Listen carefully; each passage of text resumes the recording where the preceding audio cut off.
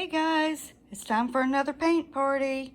We have a 16-inch by 20-inch canvas and we're going to do an open cup pour. As you may be able to see, I've got 3 cups already on there ready for me to get started. So with that said, I will remind you that the colors will be provided in the description as usual. Please feel free to leave a comment or ask any questions. Also, I will be playing music during the pouring portion, but I'll come back and we'll talk about the results at the end. Hope you enjoy this.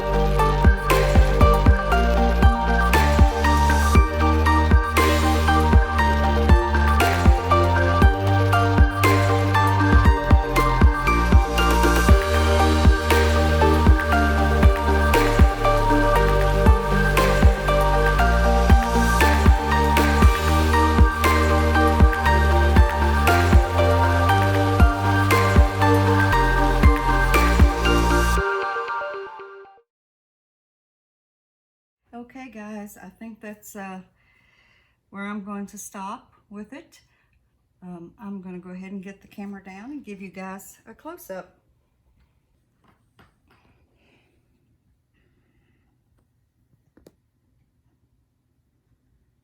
You're going to see that there's lots and lots of shimmer in this one.